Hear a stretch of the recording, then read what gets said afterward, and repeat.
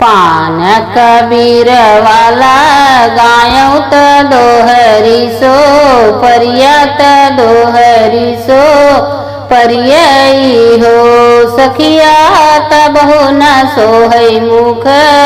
पान त एक होख अरबीना एक होख अरबीना हो सखिया तब हो न सोहै मुख पान त एक होख अरबीना एक होख अरबीना हो भर राहै देवर देव रानी त जेठ जे ठानी हो सखिया तब हो न सोहै माहलिया त एक होल लन बीना एक होल लन बीना हो सखिया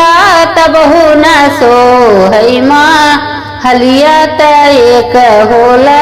लन बीना एक होल लन बीना हो घर घरा गोतिनी बोलायौ त अगना बैठायौ त अगना बैठायौ हो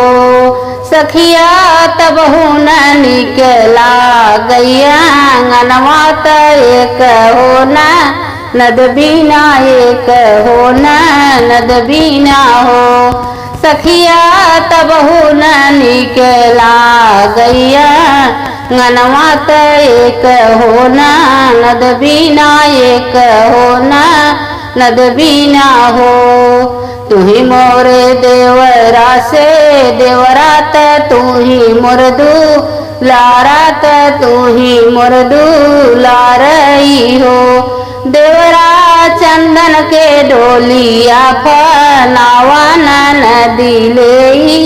यावा नद लेई आवाऊं हो देवरा चंदन के डोलिया फनावा त नद लेई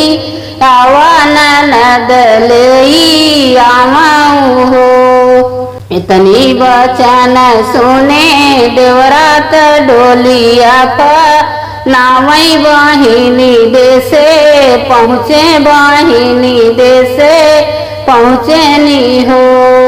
बहिनी चल तू न भौजी बोलाई भतीजवा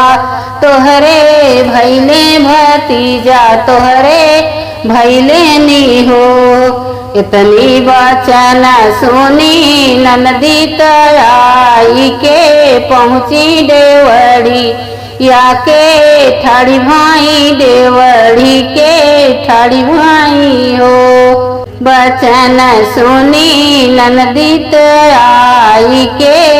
पहुँची देवड़ी या के ठाड़ी भाई देवड़ी के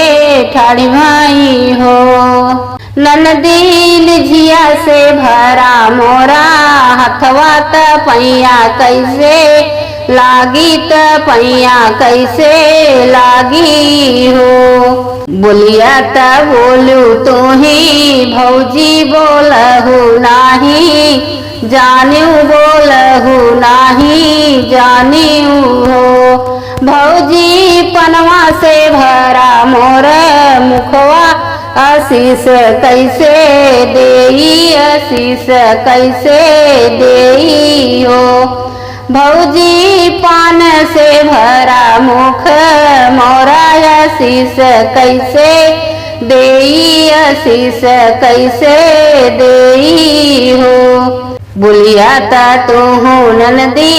बोलू बोलहु नाही जानू बोलहु नाही जानियू हो मोरी ननदी बैठा हूँ रतुली पलंगिया भतीजवा खेलावा भतीजवा खेलावाऊँ हो मोरी ननदी बैठा हूँ रतुली पलंगिया भतीजवा खेलावाऊँ भतीजवा खेलावाऊँ हो तुही मोरी भौजी से भौजी तो हाई मोरी भौजी नी हो भौजी कौले बैभती जवा के भय तने ग मोरा सुन ले हूँ मैंने ग मोरा सुन ले तू हो। भौजी ले बई हम लाख रुपया 1.25 लाख के हरवा 1.25 लाख हरवई हो। भौजी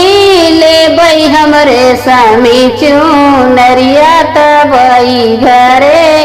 जाबई तबई घरे जाबई हो। भौजी ले बई हमरे समी चुनरिया तबई घरे जाबई तबई घरे जाबई हो। इतनी बचन सुनी भौजी भी हंसी हंसी बोलई भी हंसी हंसी बोलई हो। मांगन त तू